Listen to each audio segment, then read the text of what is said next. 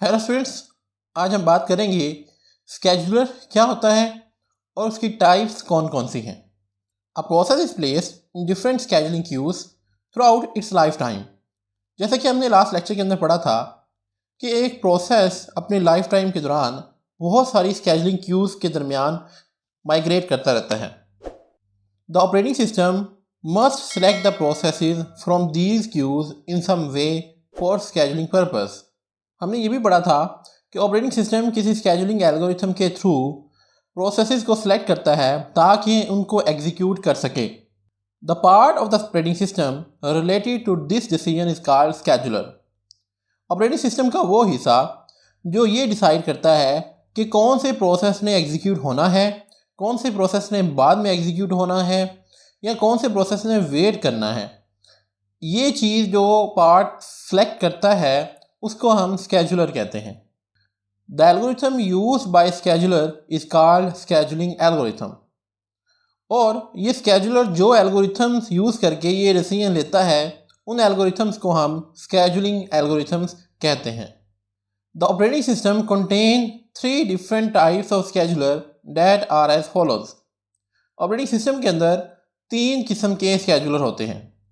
Number 1 पे होता है लॉन्ग टर्म स्केड्यूलर, देन आता है हमारे पास शॉर्ट टर्म स्केड्यूलर और नंबर 3 पे है मीडियम टर्म स्केड्यूलर। 1 बाय 1 करके देखते हैं ये स्केड्यूलर्स क्या होते हैं और ये कौन कौन से एक्शंस परफॉर्म करते हैं। सबसे पहले बात करते हैं लॉन्ग टर्म स्केड्यूलर की। डेफिनेशन: लॉन्ग टर्म स्केड्यूलर और job scheduler is used to select a job और user program from job queue to the ready queue in main memory. ये हमारे पास एक ऐसा स्केड्यूलर होता है जो जॉब क्यू से सिलेक्ट करता है कि कौन से प्रोसेस को रेडी क्यू में लेके जाना है। यानी कि जॉब क्यू से रेडी क्यू में माइग्रेशन का काम लॉन्ग टर्म स्केड्यूलर करता है। जॉब क्यू क्या होती है, रेडी क्यू क्या होती है, ये हम लास्ट लेक्चर के अंदर पढ़ चुके हैं। अगर आपने वो लेक्चर नहीं देखा तो आप डिस्क्रिप्शन में उस लिंक के थ्रू जाके पहले उस लेक्चर को देख लें ताकि आपको क्लियर हो जाए।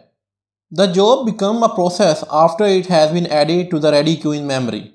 जब हमारा प्रोग्राम सेकेंडरी मेमोरी के अंदर होता है तो वो प्रोग्राम होता है, वो प्रोसेस नहीं होता।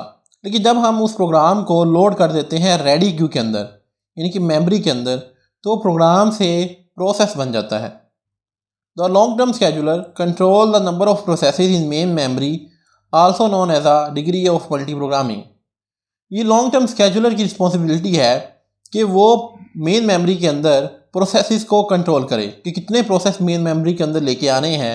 इस चीज़ को लॉन्ग टर्म स्केड्यूलर देखता है। द सिस्टम में slow down if too many processes are loaded into memory. अगर हम बहुत ज़्यादा प्रोसेस मेमोरी के अंदर लोड कर दें तो हमारा सिस्टम स्लो हो जाता है। However, too few processes in the memory means that the system is not being utilized efficiently. लेकिन अगर हम बहुत कम प्रोसेस लोड करें तो इसका ये नुकसान है कि हमारा जो सिस्टम है वो एफिशिएंटली वर्क नहीं करेगा, यानी कि हमारा CPU फ्री पड़ा रहेगा। The average rate of process creation must be equal to the average departure rate of process leaving the system. तो हमें करना क्या है कि जितने प्रोसेस हमारे एंड हो रहे हैं उतने ही हमें नए प्रोसेस अपने मेमोरी के अंदर लेके आने होते हैं। ये हमने इनके दरमियान बैलेंस को मेंटेन करना होता है और ये काम लॉन्ग टर्म स्केड्यूलर का होता है। The long term scheduler may be involved only when a process leaves the system. Long term scheduler तभी चलता है जब कोई प्रोसेस सिस्टम से लीव करता है। It then decides the next process to be executed. जैसे ही कोई प्रोसेस लीव करता है तो लॉन्ग टर्म स्केड्यूलर सोचता है कि अब मैंने नया प्रोसेस कौन सा लेके आना है। तो ये हमारे पास था लॉन्ग टर्म स्केड्यूलर की रिस्पॉन्सिबिलिटीज़। एक डायग्राम की मदद से समझते हैं कि लॉन्ग टर्म स्केड्यूलर क्या करता है। लेट्स सपोज ये आपकी हार्ड डिस्क है और ये आपकी मेन मेमोरी है। अब हार्ड डिस्क के अंदर आपके पास डिफरेंट प्रोग्राम्स पड़े हैं। सपोज P1 से P5 तक आपके पास 5 प्रोग्राम्स पड़े हैं। अब इनको एग्जीक्यूट करने के लिए हमें इनको लेके आना पड़ता है मेन मेमोरी के अंदर। तो इन दोनों के दरमियान लॉन्ग टर्म स्केड्यूलर वर्क करता है। ये चूज़ करता है कि कौन से प्रोग्राम को लोड करना है मेन मेमोरी के अंदर। लेट्स सपोज इसने चूज़ किया कि प्रोग्राम 2 को मैंने लोड करना है। तो होगा क्या, मेन मेमोरी के अंदर एक हमारे पास क्यू होगी जो है ready queue. Long term scheduler P2 को यहाँ से हार्ड डिस्क से उठाएगा और इसको रेडी क्यू के अंदर सेव करवा देगा कि ये प्रोग्राम जो है या ये जो प्रोसेस है ये चलने के लिए रेडी है, तैयार है। इसी तरह से ये बाकी प्रोग्राम्स को भी अपने डिसीजन के मुताबिक लोड करेगा रेडी क्यू के अंदर। सपोज इसी तरह से उसने सोचा कि क्यों ना अब नेक्स्ट जो है वो P4 को लोड कर दिया जाए रेडी क्यू के अंदर। तो वो किसी न किसी एल्गोरिथम के तहत, किसी न किसी डिसीजन के तहत हार्ड डिस्क में से किसी प्रोग्राम को चूज़ करेगा और रेडी क्यू के अंदर उसको सेव करवा देगा। ये काम है आपका लॉन्ग टर्म स्केजुलर का कि उसने हार्ड डिस्क से अपने प्रोग्राम्स को लोड करना होता है रेडी क्यू के अंदर। नंबर 2 स्केजुलर आता है short term scheduler. Definition: it select the process from ready queue and allocated CPU to that process for execution.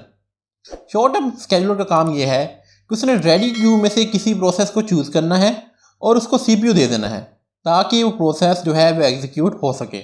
ये काम शॉर्ट टर्म स्केजुलर का होता है।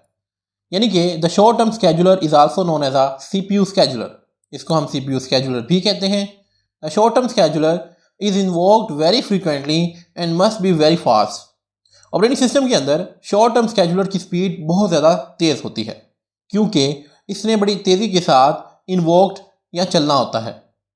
अ process is typically allocated the CPU for a very short period of time. क्योंकि हम CPU process को बहुत ही कम amount of time के लिए देते हैं।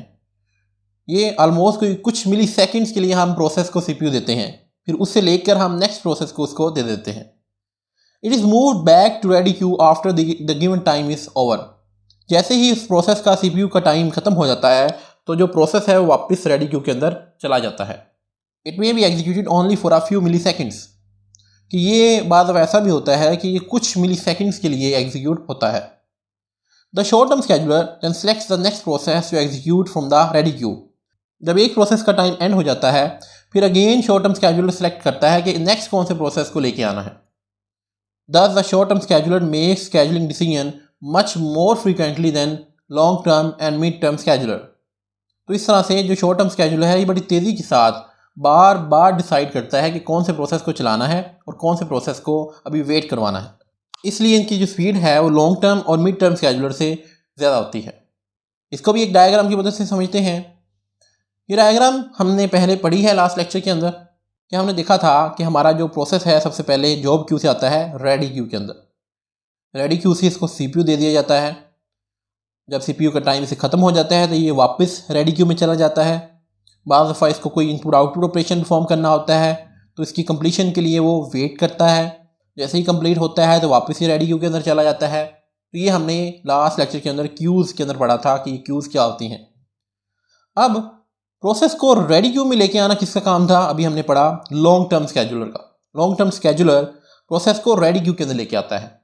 अब रेडी क्यू से कौन से प्रोसेस को CPU देना है ये वाला जो डिसीजन है ये करता है आपका short term scheduler. Let's suppose ये हमारे पास है रेडी क्यू और उस रेडी क्यू के अंदर दो प्रोसेस हैं P2 एंड P4। अब शॉर्ट टर्म स्केजुलर ये डिसाइड करेगा कि पहले P2 को लेके आना है या पहले P4 को CPU के पास लेके आना है एग्जीक्यूट होने के लिए। और साथ ही शॉर्ट टर्म स्केजुलर इनको टाइम एलोकेट करेगा। सपोज उसने P2 को कर दिया 2 सेकंड और P4 को कर दिया 1 सेकंड। यानी कि P2 को CPU 2 सेकंड के लिए मिलेगा और P4 को CPU 1 सेकंड के लिए मिलेगा। अब शॉर्ट टर्म स्केजुलर इनमें से किसी एक को CPU के पास लेके जाएगा। लेट्स सपोज वो P2 को CPU के पास ले गया।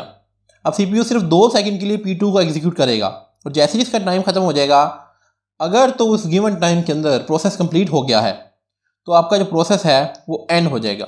लेकिन अगर प्रोसेस कंप्लीट नहीं हुआ तो ये वापस यहाँ से होता हुआ रेडी क्यू के अंदर चला जाएगा और CPU प्रोसेस 4 को दे दिया जाएगा। इस तरह से ये CPU जो है वो P4 और P2 के दरमियान बार बार स्विच होता रहेगा जब तक कोई ना कोई प्रोसेस कंप्लीट नहीं हो जाता। जैसे ही कोई प्रोसेस कंप्लीट होगा तो वो प्रोसेस एंड हो जाएगा। तो ये काम कि प्रोसेस को CPU कब देना है ये डिसीजन हमारा शॉर्ट टर्म स्केजुलर करता है।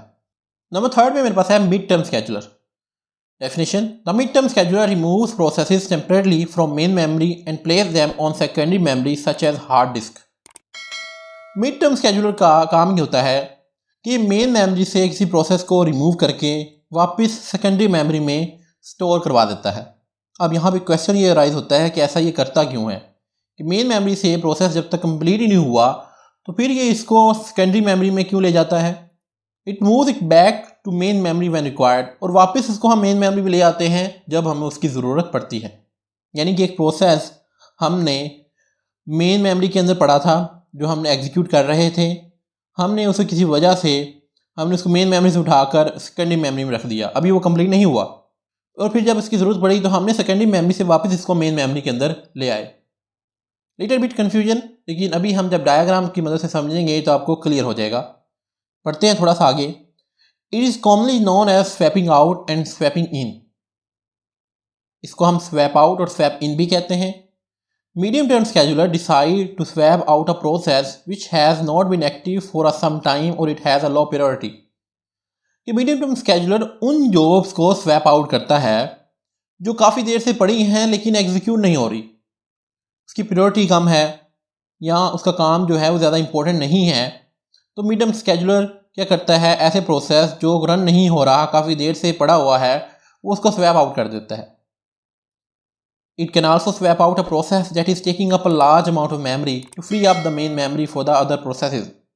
दूसरा मकसद ये हो सकता है कि अगर कोई प्रोसेस बहुत बड़ा है और उसने मेमोरी काफ़ी ज़्यादा घेरी हुई है तो जो आपका मिड टर्म scheduler है वो इसको कुछ देर के लिए स्वैप आउट कर देता है ताकि मेमोरी जो है वो आपकी फ्री हो जाए। It swap in the process when memory is available. वो इस प्रोसेस को वापस स्वैप इन कर लेता है जैसे ही आपकी मेमोरी जो है वो अवेलेबल होती है। It improves the performance of the system by reducing the degree of multiprogramming. अब इस काम को करने से क्या होता है कि हमारे CPU की, हमारे कंप्यूटर की जो परफॉर्मेंस है वो बेहतर हो जाती है। इसको एक डायग्राम की मदद से समझते हैं ताकि आपको क्लियर हो जाए। हमने इससे पहले ये डायग्राम देखी थी, हम इसको बार बार पढ़ चुके हैं कि ये क्या है। अब यहाँ पर मिड टर्म scheduler कहाँ पे आता है? मिड टर्म scheduler आता है आपका इस जगह पर। यहाँ पर मिड टर्म scheduler वर्क करता है किस तरह से कि होगा क्या, कोई आपका प्रोसेस पड़ा है रेडी क्यू के अंदर, जो पड़ा तो रेडी क्यू के अंदर है लेकिन वो एग्जीक्यूट नहीं हो रहा, कोई भी रीज़न हो सकती है उसकी। तब होगा क्या, उसको हम कर देंगे स्वैप आउट। स्वैप आउट से मतलब कि हम उसको मेन मेमोरी से निकाल कर वापस सेकेंडरी मेमोरी के अंदर भेज देंगे। Partially executed swap out process, कि जो प्रोसेस है वो कुछ तो थोड़ा सा एग्जीक्यूट हुआ था लेकिन हमने उसको वापस भेज दिया सेकेंडरी मेमोरी के अंदर, यानी कि हमने उसको स्वैप आउट कर दिया। अब जब भी हमें इस प्रोसेस की ज़रूरत पड़ेगी जो हमने स्वैप आउट किया है, हम इसको वापस स्वैप इन करके रेडी क्यू के अंदर ले जाएंगे। अब ये हमने पढ़ा अभी कि हम ये दो वजह से करते हैं, या तो ये काफ़ी देर से फ्री पड़ा है या इसने बहुत ज़्यादा जगह ली हुई है इस प्रोसेस ने यहाँ पर, तो हम इसको स्वैप आउट करके वापस स्वैप इन कर लेते हैं।